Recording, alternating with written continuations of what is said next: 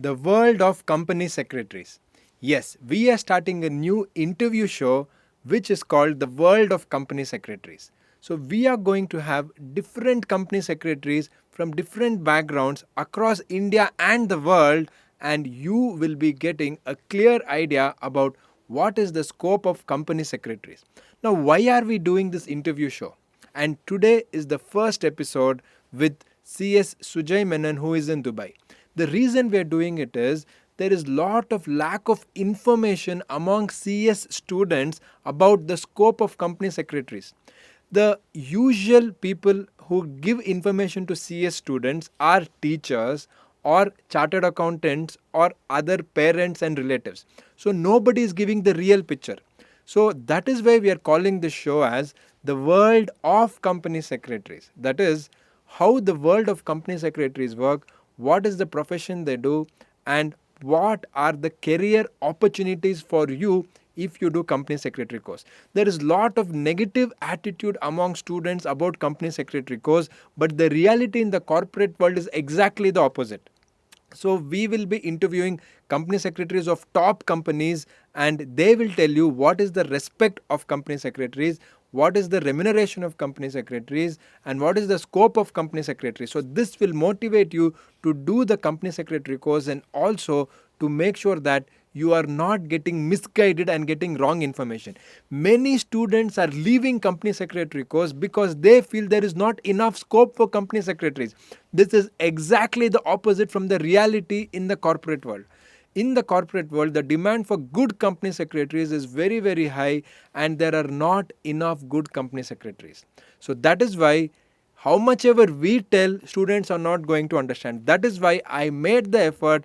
From Excel Academy, we have contacted different company secretaries, and every Monday we will be releasing an interview on Excel Academy's YouTube channel where a company secretary comes and shares his or her experience.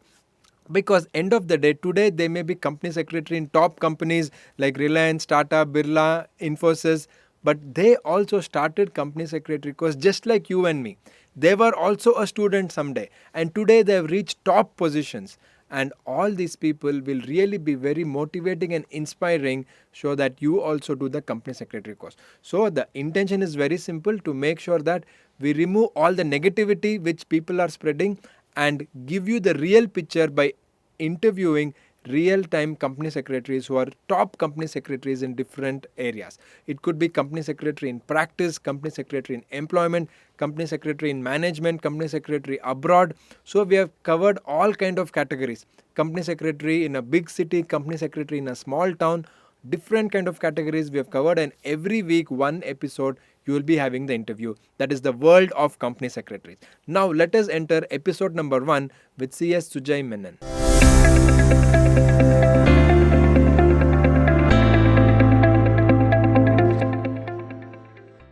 Hello and welcome to another video of Excel Academy.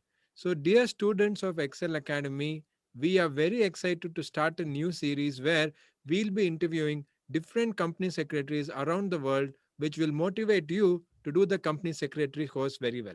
So today we are joined by a very special guest, that is Mr. Sujay Menon. Sujay Menon is a company secretary and also has qualified law. More than me, I would let Sujay Menon to introduce himself. Sujay heads a firm and he's based out of Dubai. He's a company secretary, and I'm sure his story will be very inspiring for all your students. Hello, Sujay, and welcome to our show. Hi, Alok. Good morning. Pleasure Yes, to be here. same here. Thank you very much for agreeing to do this interview. So, Sujay, you're based out of Dubai, and many students are very excited and interested to know. So, can you please tell us brief about your firm and what you do out of Dubai? Then we can go to other questions. Sure. I moved to Dubai in August 2013. I completed my CS. I was pursuing I finished my law degree as well before moving. And then I was working with a firm called Nishit Desai and Associates in Bangalore in their corporate secretary division called Swift Corporate Services. So over there, I was there for about 6 months after my internship and everything. And then in August 2013, I moved to Dubai. In Dubai, I worked with a company called Mercury Hamlin. They are Okay. into corporate services and everything. Mostly what my job was to be as a company secretary and a compliance officer. So Sure. within India, the role of a company secretary is more of meetings and all of those things, and advising the board of directors and on key issues and directions that the board should take. But outside India, if you look at it, there are different roles that a company secretary can do, and that's mostly in the form of a compliance officer. You Great. know, to see if you're in line with all the regulatory requirements and all that. So that was my first role when I came to the UAE. I worked with the firm for about 4.5 years. Then I moved to an audit firm because that is the first year that VAT came into picture in the Okay. UAE. So that's why I was working with an audit firm. Our market situations were not so great, and after a 12-month period with the audit firm, I started up my own firm in Dubai. What Sujay Menon and Associates (DMCC) does is corporate service provider, accounting and bookkeeping services, tax advisory, risk management and advisory. These are the services that we do. That's We are largely based out of the DMCC free zone, okay. and we assist a lot of clients in setting up their business in Dubai. We understand the regulatory framework and the requirements over here, so we can advise the clients accordingly in setting up the business and give them a start in the UAE. So that's basically what Sujay Menon and Associates does. Great.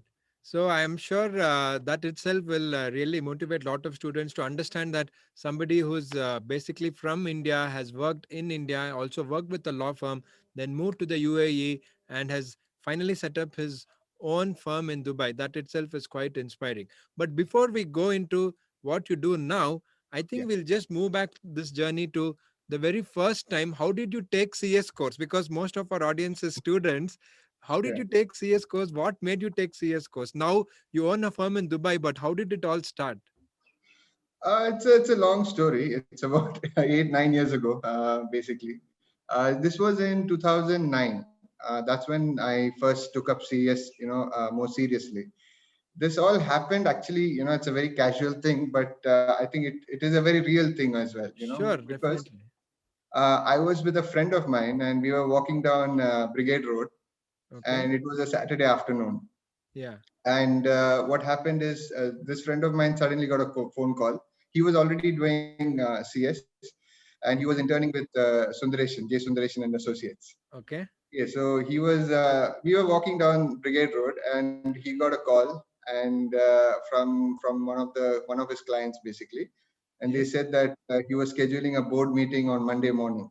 Okay. And when he was talking about all this board meeting, and they're talking about capital restructuring and bringing in a new director and all those things, and he was like, "Yes, sir, we can do it. I'll prepare the resolutions. We will meet you in the board. We'll meet at the time, and we can do all of these things." And that just surprised me. That just shocked me, because how can someone just walk into a boardroom, and meet directors of companies and all those things and do all these things? So that was the real inspiration. So I spoke to him, and then I met with him. I met with Mr. Sundaresan. Okay. He, I had done the CS foundation course at that time, Yeah. so Okay.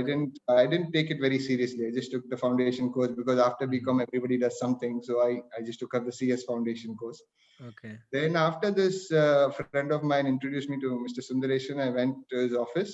I met him, and Mhm. he told me that, what are you doing? And I was working with Northern Trust. It was like a KPO, BPO kind of a Okay.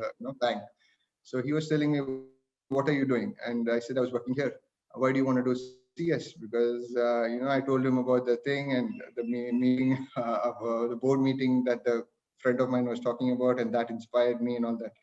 And he Okay. was like, "Why are you wasting your life? Why do you want to really become CS? Tell me." I'm like, "No, no, Mhm. no, I'm not wasting my life. I'm serious about it. I want to do it." And Mhm. he said, "No, no, no, you're actually wasting your life when you're in your BPO or KPO job. Okay.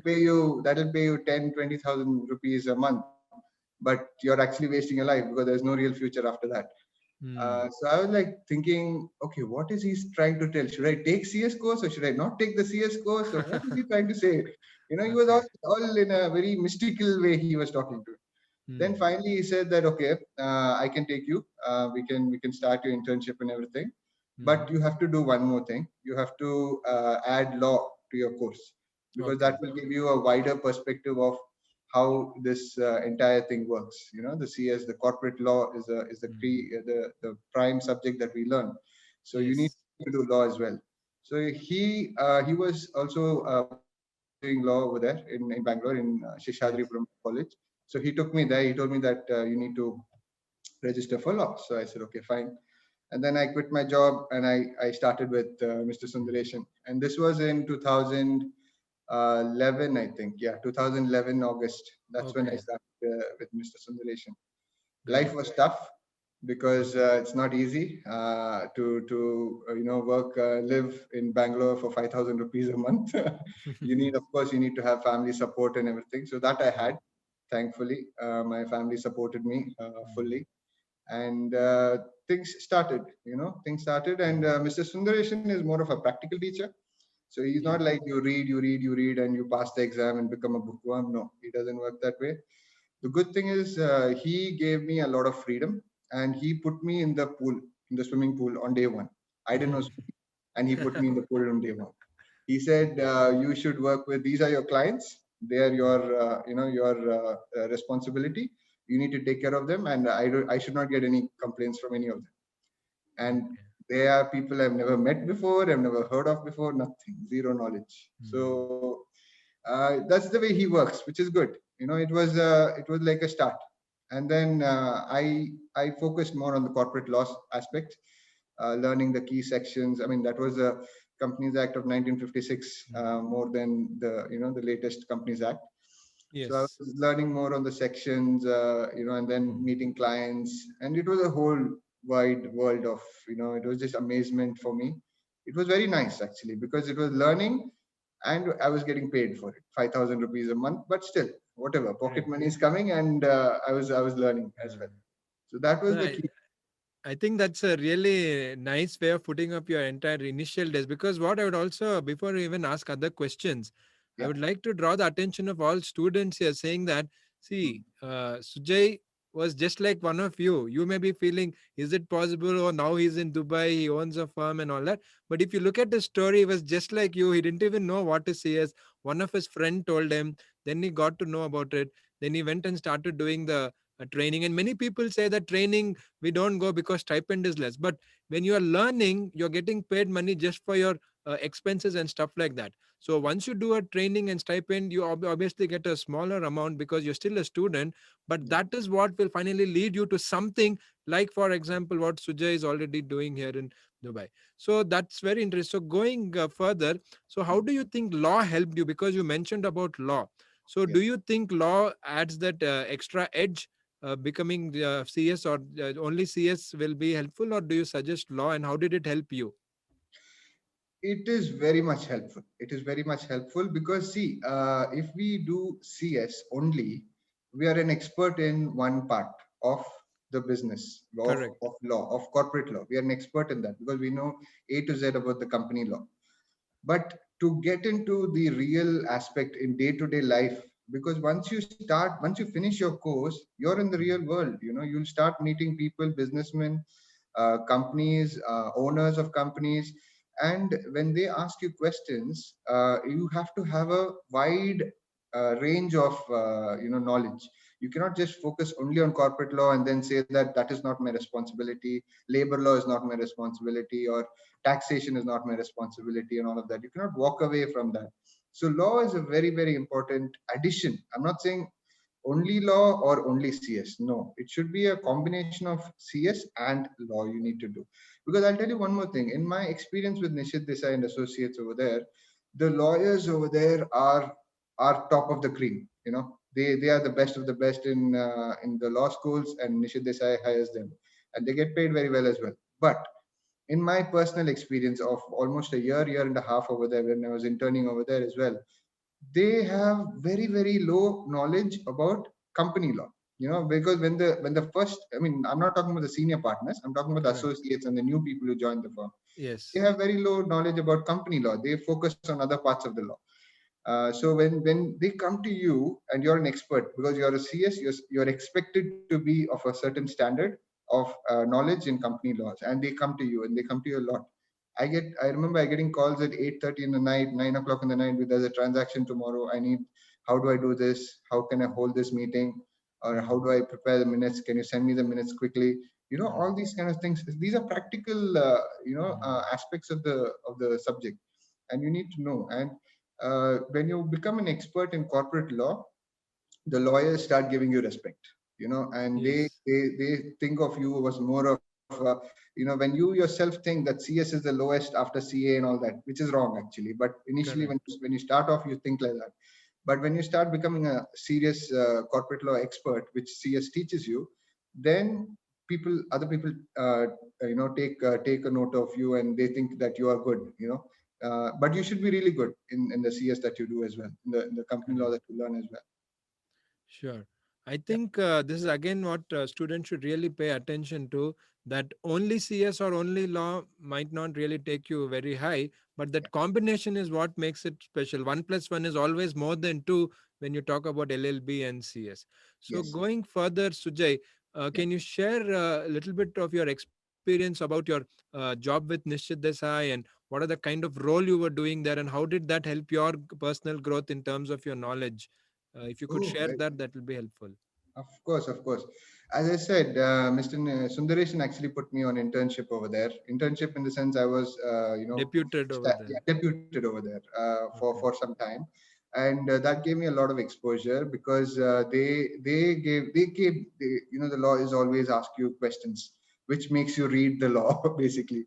But Yes. they always come up with the ways to do things because you need to, do the right thing for the client. You need to advise the client, but you need to advise them within the framework of the law. You cannot do anything which is illegal or anything of that sort. Yeah. So they always come to an expert in company law, asking them, how can we do this?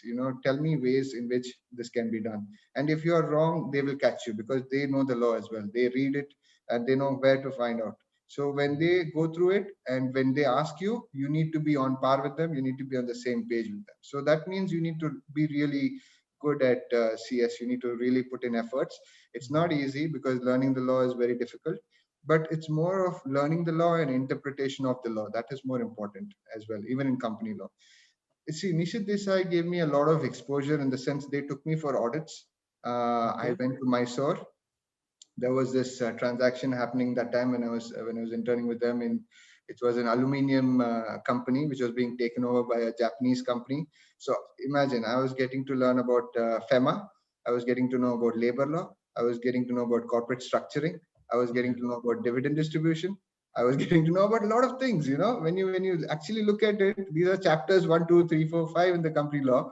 But when you're Exactly. actually physically there, you are like doing all of this at the same time, and that much, you're learning. You're actually Yeah. feeling what you're studying. So that gave me a lot of experience, a freedom, knowledge, and then better understanding of the laws. That's why I recommend doing the internship. You feel that doing the internship is not great, and it's just a waste of time. No, that is wrong. You have to do your internship because reading the book and writing the exam is one part. When you're living through the internship, that's a completely different experience.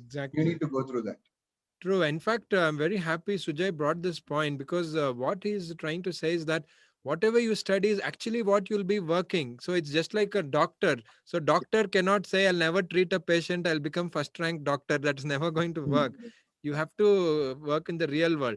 And like Sujay shared his experience in just one transaction, he got to practically experience the entire company law, whether it is the corporate structuring or the FEMA angle coming into picture, labor laws. So this is the gap which I feel students should really pay attention to, because it is not just that you write some exam and pass, and that should not be your only focus, because end of the day whatever you're writing or studying is to make sure your basics are right when you actually start working, like Sujay just shared his experience in Nishchit Desai. So next I would like to ask you, like, how did you even think that okay, a CS can work abroad, or how did that move to UAE and Dubai happen? And what was your thought process? Can you share that journey and what happened then? Sure. That also was, actually, I opportunity knocks. That's all I can say, because when you're prepared, opportunity knocks. Because what Exactly. happened is, when I was in Nishid Desai, I finished my CS. I was working with them. I got an offer letter as well from them, Hmm. saying that continue with the Swift corporate incorporation services. And there I had my boss, Mr. Ramachandran. I cannot, have to name all them, because they are the ones who made my life what it is as of today. Mr. Ramachandran was a very senior person in the firm, and he actually referred me to Dubai. Okay. His was actually working in the company in Dubai, in Mercury Hamlin, and they referred me as the company secretary for UAE aspects. Now that Okay. came as a shock to me, because when he talked to me about this for the first time, I was like, "What am I going to do in Dubai?" I know only Indian law. I know Correct. Indian corporate law. I'm doing very well for myself in Nishid Desai. They offered me a job, and it's a permanent status and all that, so it's good. And life was really good. So why should I leave everything over here and go to Dubai?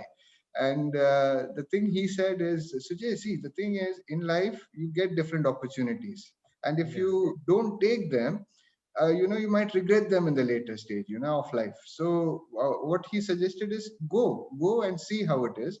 If you don't like, always you can come back to India. You can practice as a CS, and as a lawyer, whatever you want you can do, but go there and see how it is. And I was like, at the back of my mind, I was thinking, honestly, I was thinking, I'll go there for a month, see Dubai, have nice time, and then come back after 1 month to book a return flight and come back. Okay. But I have zero knowledge of Dubai law, so I cannot do anything over here. That is how I thought when Okay. I came here for the first time. And So today, 8 years later, I'm still here. yeah, yeah. So I think correct. So one thing which I noticed when Sujay was speaking was he was telling the role of his mentors. That is whether he told training with Sundareshan sir, or then later in Nishchit Desai with Ramachandran sir and some of the other lawyers that he worked with. So again, the student should pay attention to this, saying that it's a journey and things will start happening, like Sujay said, when you're prepared and when you're ready. Yeah. So keeping that in mind, Sujay, you said about the laws. This is one common question students say, that if a company secretary wants to work anywhere abroad, what about the laws? So at least in terms of UAE, can you share how different it is, or what is the nature of work, how the law is different? Can you share that? Yes, yes, yes. See, UAE from a legal standpoint, there are two parts. There is civil law, then there is common law, British common law.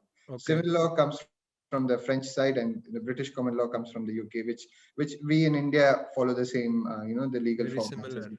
Yes. Yeah. So from a UAE standpoint, there is a commercial act of 1985, which we Okay. Commercial Companies Act of 1985, which needs to be adhered, but that has been amended quite some time. The recent amendment was in 2018. So So, there again, so that is your equivalent to Companies Act 2013? yes, that Okay, is the fine. equivalent to Companies Act 2013. Sure. The advantage over here is, in the UAE per se, there are not many laws, especially when it comes to companies law, because there's no taxation. There are Correct. two laws, which is the companies law, then there's labor law, then there is foreign direct investment law. Okay. But there is no like FEMA or RBI Act or nothing of that sort. You don't need to Okay. go through all of those things. So Sure. basically, you need to focus on Commercial Companies Act and the FDI Act and the Labor Act. These are the three main laws that you Okay. focus when you're here.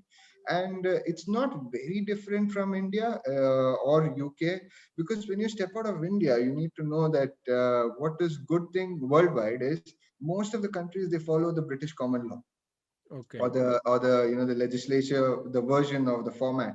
If you go to Singapore, if you go to UK, if you go to UAE for that matter, or any other major countries that you work with, for example Kenya, South Africa, you work on any transactions over there, or even Hong Kong for that matter, they understand the English common law, the British common law, the format. So it's more or less the same thing, the resolutions that you do, the Mhm. meetings, the laws, the penalties. The penalties can vary on a case to case basis, but it is more or less the same. If you do this, this is the compliance level. If you don't do this, this is the compliance level. So these ways, it's not very difficult to understand the Mhm. different laws of different countries, and of course you get a lot of exposure as well in Mhm. that front. So, from what I can understand, is the basic concepts and principles remain the same, Of Yes. course, the specific laws or the sections or the clauses is country specific. So the Yes. framework remains same, and that should really not stop you from working anywhere in the world if you get the Correct. opportunity. Is that right? That is correct. That is correct. Okay. You will be able to adapt easily, relatively easily. You will be able to adapt to any other legal system. Okay, great. So, what were some of your challenges in your job at Dubai when you first went there, and how did you face it? That's good. That's a good question actually, because when you first land in another country, you have zero knowledge about that country's laws. So you have to read. You have to read. There's no other way. You have to Correct. read. You have to become an expert. You need to talk to the existing people who are here, find advice from them, and learn. That is the first step all the way. And once you do that, the major challenge is when you meet with authorities, like how we go to NCLT over there, registrar of companies in India, all those authorities, we go there Yes. to submit documents, to present your case and everything. The same way, you need to go here to different authorities, and you need to meet with them. You need to discuss with them. It's not always easy because there's always a language barrier as well. Okay. Because in this country it's largely Arabic based, not English based. So there's always a language barrier as well. But the good thing is, the initial difficulties are largely communication difficulties that you face, Okay. because once you learn the UAE laws that apply to your companies and to your clients, there's not much else that you need to worry about. But you need to work on your communication. You need to know how to get it done, get the job done, basically. Okay. That is the key aspect. So, like, how is it with the regulatory authorities? The communication happens in English, or is it all online? Do physical meetings are You required, need or to. how is it? It's a mixture of all. When I started Okay. off, it was largely physical, because in 2013 and up to 2015, 16, I think it was all physical, because largely you go meet there. But Okay. then Dubai, UAE is a very advanced country in terms of technology advancements. They bring in technology advancements very soon, I would say. So Yeah. nowadays everything happens online, so you don't need to very small interaction with the authorities. Mostly the things happens online. And language barrier, not much, because nowadays when you go to them, and they understand English as well, so you can speak to them in English. And it's mostly how you communicate with them and make them understand what you're trying to say. So it's not that difficult now. But previously, yes, it was a bit difficult, because for me also it was new. Mhm. It was a different experience altogether, so it was difficult that time. But now it's more or less Okay. the same. Sure, sure. So now the next question is about your firm, because getting into practice or doing your own thing is a challenge, whether you're doing it in your own home country, but Yeah. going abroad and being fairly new. How did you take that big decision of starting off your own firm, and what made you start? Okay, there's no big story behind it. It's a very small story, as how every entrepreneur starts. Okay. Mostly, it's an opportunity, I would say, because what happened is, when 2018 VAT came into picture, and the economic situation across the globe was doing not so great. So it was not very easy to find other jobs, to find Yeah. move into other companies and everything. So that's how most of the entrepreneurs start, because there's no other jobs to go, and you need to do something. So self employment is the best way to go ahead. And I would say one more thing: many people feel that it's risky to do self employment, and to go on your own and do CS practice and all of that. I would say you should think a lot, because there's a lot of responsibility. You have to take care of your family, you have to take care of business, everything.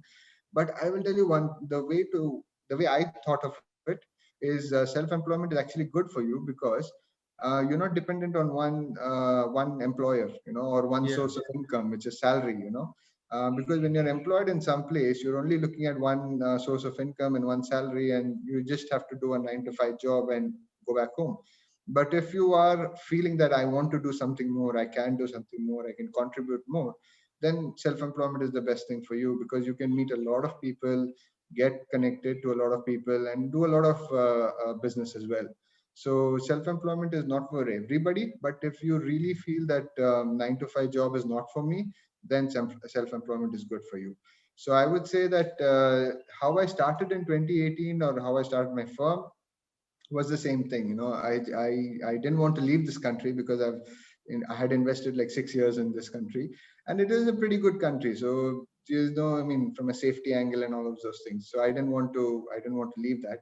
So, and I had a good existing client base as well. So that was the reason why I wanted to continue over here, set up my own firm, Okay. and they had confidence in me that I can do the job well.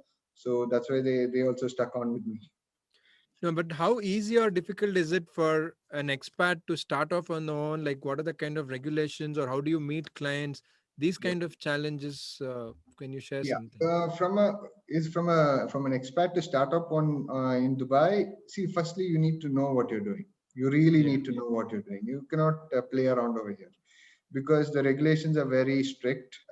It's very high. The penalties for non-compliance is also very high. So you need to really know what you're doing, and you need to be focused on it. Yeah. And then you can definitely set up your firm, because setting up your firm is not very difficult in Dubai. It's same Mhm. like in India. You need to go register with the relevant authority, and they give you the permit. They see your qualifications, and if you meet the requirements, they will give you the license to practice over Yeah. here. Okay, so you cannot. One thing in UAE is you cannot practice as a lawyer, in the sense you cannot go to the court and Yeah. litigate. That is not possible, because that only is reserved for the Emirati lawyers. But you can advise them, you can prepare documentation for them, prepare cases for them, and all these things you can do. So that in that way, that's a different opportunity as well. And this being a place where it's a global hub, I would say, Dubai, because you can meet a lot of people from different Correct. countries. That gives you a lot of exposure Mhm. as well, Correct. as to what clients want, what they're trying to do, and how you can help them or how you cannot help them. But the main underlying foundation bit is you need to know what you're doing, and you need to seriously know what Mhm. you're doing. Only then you'll be able to do things. Yeah, I think clarity of thought is what Sujay is trying to share, and also knowing. So, can you tell us a little bit about, in simple words, what students would understand? That is, what are the exact services which you give now from your firm, which probably a student also can understand? If you could share some of the services. Yeah, yeah. See, we are corporate service providers, accounting, bookkeeping, and tax advisory. That's what we largely focus on and do. Company formation is one of the main primary business that we do. In the sense, we directly help clients set up businesses in Dubai. Mm. There are different free zones. There are different offshore jurisdictions. There are different UAE mainland companies. So UAE is a tax haven, basically, because there is no Yes. corporate tax or income tax over here. So one good thing is you don't have to study about that. But then secondly is once you come here and you want to set up your business over here, it's relatively easy, straightforward. You meet there's a standardized application form and everything. It's not very difficult from that angle. But coming here and setting up is, as I said, you need what we do is, company formation is one of our key business, and regularly advising the clients, on holding board meetings, Yeah. AGMs, facilitating audit reports. We work with chartered accountants as well over here. We Okay. facilitate audit reports for the clients. We help them in preparing a business plan. We help them in providing other corporate secretarial services. Generally, what you do in India, the same thing that we do over here as Right. well. Then we do accounting and bookkeeping services as well. Mm. So maintain books of accounts for the clients, and then because the auditor cannot prepare the books of accounts, so we Mm. prepare the books of accounts and we give it to the auditor for their review and audit report. And third is tax advisory. Tax advisory, in the sense, we have VAT over here, value added Yeah. tax, that was introduced in 2018. So Yes. we do a little bit of tax advisory as well. So where we advise clients as to how, under what circumstances VAT is applicable, and under what circumstances VAT is not applicable, and accordingly we advise them on how to do their transactions and all of those things. So that's the Sure. main business that we do. Yeah, I think you spelled it out very clearly and in simple words. If you could share a little bit about the kind of clients, like you don't have to name your clients, but things like Indian companies who want to set up in Dubai, or the local companies, what kind of sectors are they from? So, a little bit light if you can throw about the kind of clients that you handle. Yeah. The clients, largely around 60% of our clients are from India. Okay. About 20 to 30% clients are from Europe, Yeah. and 10%, 10 to 15% clients are from Africa. So Okay. that's the percentage of clients that we have. Largely clients from India, they want to set up a base in Dubai. Dubai, basically, because Mhm. for their worldwide business. I Correct. always tell my clients that you can use Dubai as a trampoline. Something that Yeah. you can jump in, and then from here you can go to anywhere else in the world. It's not very difficult to set up from Dubai. You can go to UK or US or Singapore or Australia. You can go anywhere in the world. It's like a trampoline. So that's how I, Yes. I place Dubai for my clients as well. And largely, I work with clients who are in the technology space, IT. Some of them are into trading. Some of them they do these what do you call it? Ingredients in India, and they want to export it to the US or the UK. So that kind of trading business as well. So that those are the clients that I largely deal with. Most of the clients are into trading. Some of them are into IT, and some of them are into pharmaceuticals as well, because they want to ship their goods which are made in India to African countries. So they prefer to have a base in Dubai to do that. So that is one of the sector that we work on. Yeah. So So pharmaceuticals, IT, trading is the yeah. main business. So I think that's quite a huge gamut. And also earlier, Sujay was mentioning that when you have practice and you have multiple clients, you're not putting all your eggs in one basket. That is, you have different paymasters and everybody comes. And when you told, you said clients are there from Africa, from Europe, from India. So it's quietly a global practice you can do sitting in Yeah. Dubai. That's really a rare opportunity, Yes. especially when hardly 10 years ago was the first time in Brigade Road, Bangalore, you heard about company secretary. Very true. Very true. So I Actually, think CS changed my life. Actually, you can say ex- that. exactly, and I think that's a very inspiring story for students. So Mm. now I'm sure all the students and whoever is watching this will be quite inspired to know that if they want to be somebody like you, that is like slowly move on to a foreign country or any of the GCC countries. So what? How do you see the profession over there? Is there scope for CS in the future, and what is the kind of route the student should take? There is very much a scope for CS students in the future, because, see, as I said in the early part of the interview, once you come out of India, your role of a company secretary is less, but more of a compliance officer is more. Though Yes. the underlying foundation of both the professions are the same, but you'll be tagged more as a compliance officer rather than a company secretary. Okay, so once you come to GCC, that in Dubai actually, there is a place in Dubai called Dubai International Financial Center, Okay. DIFC. So that's a very prominent free zone in the UAE, and that is one of the two free zones which does follow the British common law. So not the French civil law, but they follow the British common law. Okay. So it's easy for you to adapt to the DIFC laws because you already studied the same thing in India. So it's easy for you to get in over there. And moreover, I see in the next 5 to 10 years, corporate governance is going to play a key role worldwide, and Yeah. that's why the compliance officer, the role of a compliance officer, is also going to be highly rated. And we need more qualified compliance officers, because the kind of people that we meet over here who call themselves compliance officers are not company secretaries. They Hmm. don't have the relevant Domain knowledge. expertise is not there. Domain expertise is not there. So that, and there is also, you can work in banks. You can find jobs in multinational banks who require compliance officers, who need corporate governance initiatives done within their banks. And there's a lot of scope in it. There's a lot of scope in it, but you need to be really focused. You need to know what you're doing, and you need to understand the legal aspects. And I believe if you really focus and learn CS, it gives you the necessary foundation that you need to come out of India also, and then you can place yourself well in one of these positions, either in banks or multinational companies, or in corporate governance roles, or even in your sole practice. You can start your own practice, and you can be a corporate governance advisor as well. Yeah, that's very Exactly. much so. So I think by whatever you said, what I can understand is that it's a journey because first you started with a firm in Bangalore, then you moved to a law firm, then you got opportunity because you were prepared. Then later you also had a practice, own practice you could start. So like this, I think everyone watching this should also kind of just be aware that it's not going to be overnight that, okay, you finish CS and somebody is going to call you, okay, come to Dubai, come to Europe or something. It is a journey, and I think your story has really told us that it is possible. Yeah.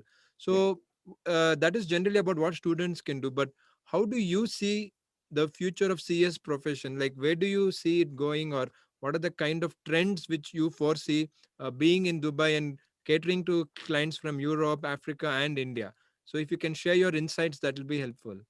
Yeah, I see CS going as a more of a regulatory aspect. It is something that you need. It is something that without law, it becomes anarchy. Countries don't work without law.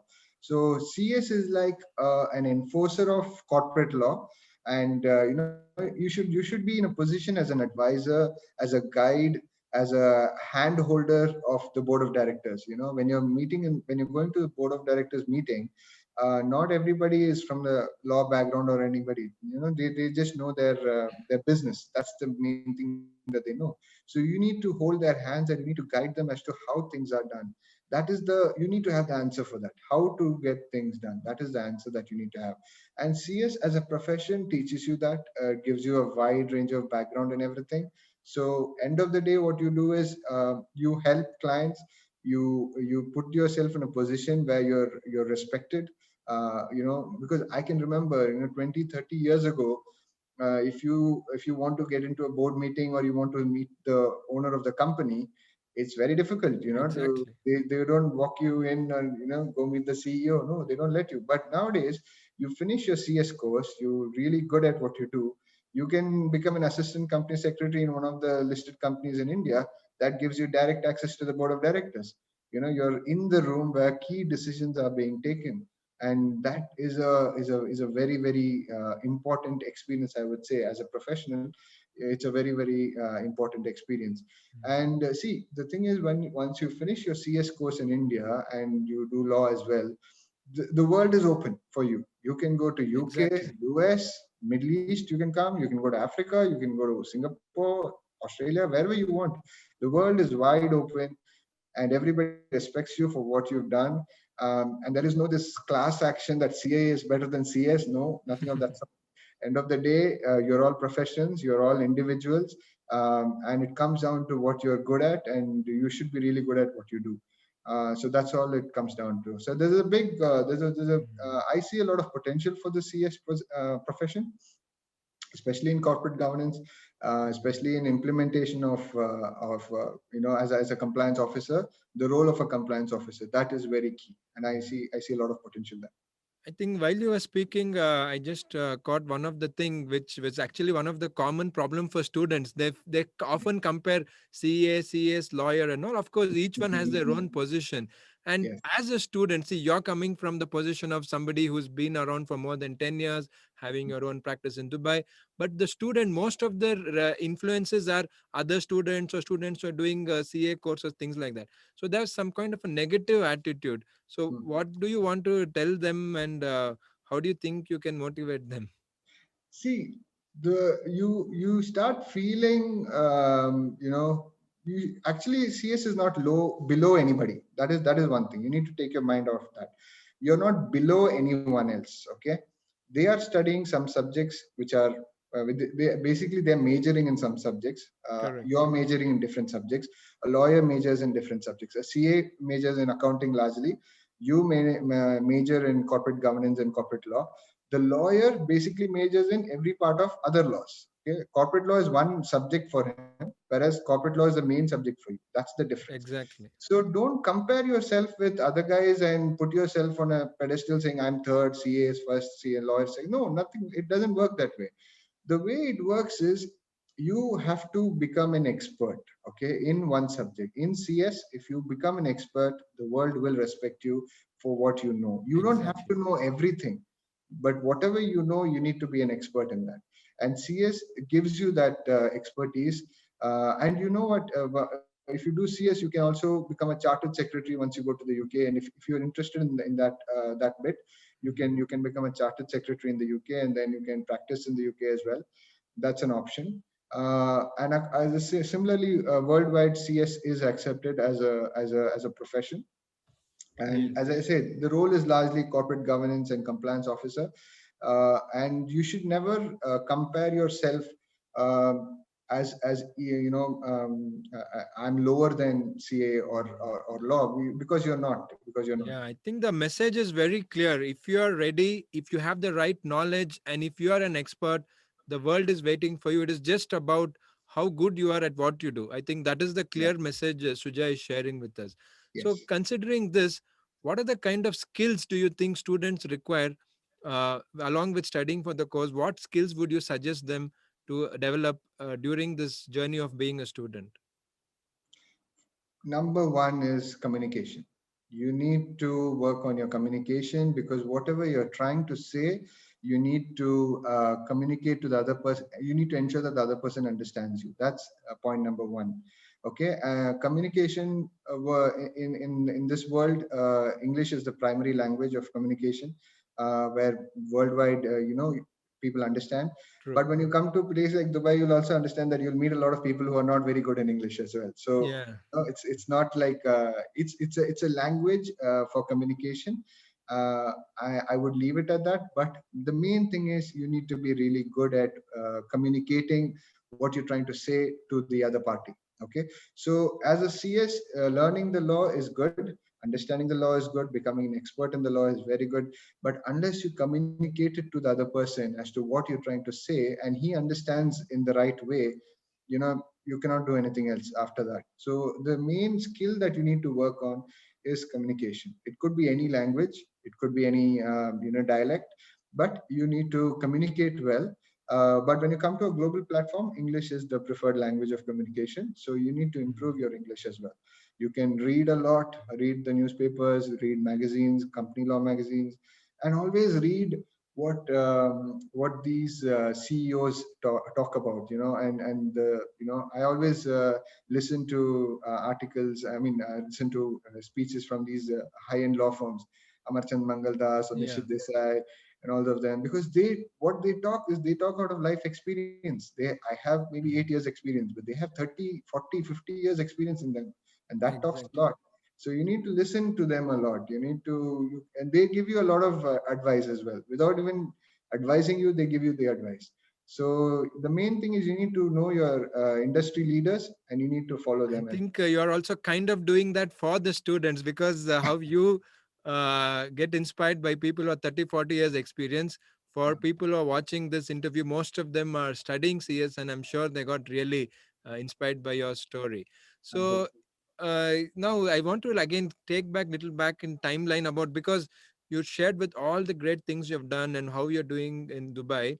But there must have been some point when you were studying CS when you felt this is too challenging, or should I really continue? Ah, So yeah. Oh can you yeah. just share about that, because some students will definitely be in that space right now.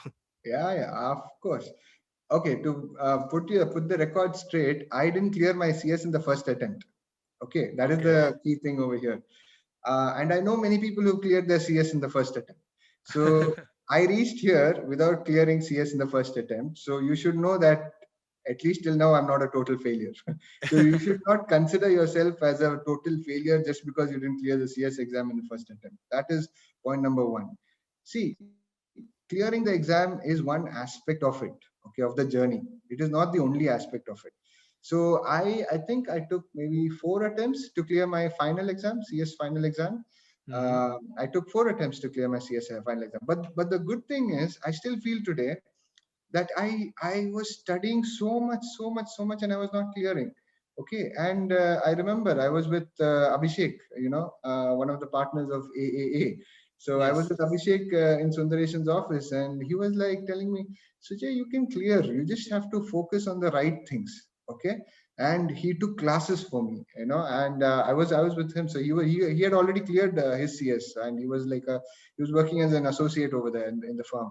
So he was taking classes for all of us, and it gave us more motivation to clear the exam. But more I saw is, the more you attempts you take, you should not look at it as a negative, but you should look at it as a positive, because the more you learn, it stays in your head for a longer time. you know. Exactly. If you just read one exam and you pass out and you forget, I mean, I know most of the students, including me, after the exam we don't even look at our books. We forget, go play something or we do something else. But when you even if you don't clear in the first attempt, it's okay, you can still make another attempt. But the important thing is you should make another attempt. You should Yeah. not give up and go saying that, oh, this is too tough and this subject is not for me and I cannot clear this. No, nothing of that sort. You have to make an attempt, you can clear. The intention, the effort, and everything comes into, results on the day of the results. Mm. I still remember, I think it's still February 25th and September Yeah, yeah. 2024. The dates are the same. Yeah, so I still remember the days. These are the 2 dates when always the butterfly goes in your stomach and everything, nervousness in the heartbeat goes. Correct. Yeah, but the thing is, the main thing over here is don't focus on clearing the exam in the first Mm. attempt. I mean, if you clear, it's very good for you. You're really good, but that's not the be all and end all of your life. You can take more attempts. You have to clear. That is the key. You have to clear the exam, and the most important thing is what happens after the exam. Mm. CS gives you the certificate. It certifies you saying that you have cleared this exam. Congratulations. It is only a certificate after that. What Yes. you do with it is the next part of your life. And Okay. it's So up to you. it's up to you. So you cannot just, after, I know people who have cleared CS and they come to, I was working with this person as well. They just say that, what has CS given me? After Mm. clearing the CS, he says, what has CS given me? I'm like, you're sitting here, you have a job, you're doing this job, and you're saying that what has CS given you? It is put food on your table. Without Exactly. this, you would, God knows where you would be and what you'd be doing. So, there are some people who don't appreciate the profession, Mm. which is wrong actually, Correct. because once you have completed the course, you need to have certain appreciation for what you've done, for Yeah. the number of hours you've slogged and you studied and Mm. you got through it. So you need to have some appreciation for it as well. And the main thing is what you do after your CS, after you complete your course. You need to work really hard, and doors open. Once you work really Correct. hard, doors do open. Yeah, I think from whatever Sujay shared, I think students should understand that he was just like you over there. If you're sitting here and feeling you didn't clear your exams or you have other challenges, and he was quite open and frank to share that he also took attempts to clear his exam, and that actually helped him because whatever you study never goes waste. Because Yeah. what you keep studying is adding knowledge to you, and maybe the exam you clear, if not June, some December. So there's always a December after June and June after December. Students need not really worry about it. So we would like to end this wonderful interview.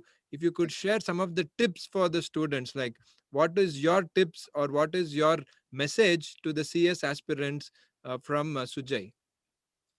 I would say, don't, keep your focus much ahead. You need to see yourself as a profession when you complete the course. So completing the course, as I said, if a CS student is looking at it right now, he must be thinking that I have to clear my exam, I'll get a job, my life is settled, I'll get married, my life is settled. No, it should not be your goal. You should not do CS only because of that.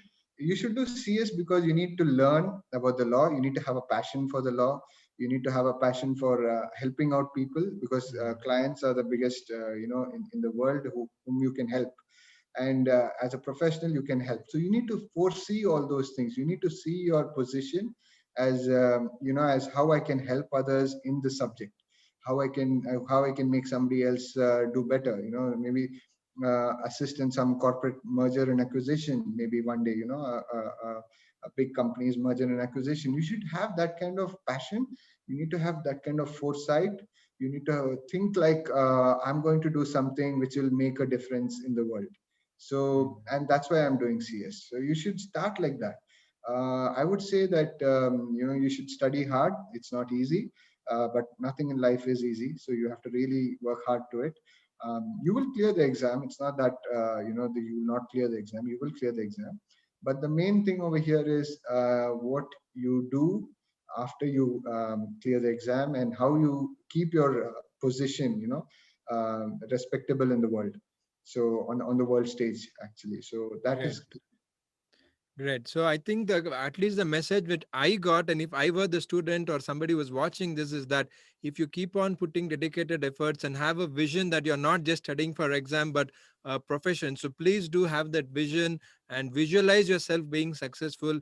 You can definitely be somebody like Sujay, who went all the way from in Brigade Road, listening to his friend on the phone about CS course, to owning his own firm in Dubai, Sujay Menon Associates. So thanks a lot, Sujay, for joining us, and the students will definitely want to talk to you again. So whenever you can, please do let us know. We'll be very happy to connect with you again. Thank you very much. Sure. Thank you. Thank you, Alok. Thank you very much.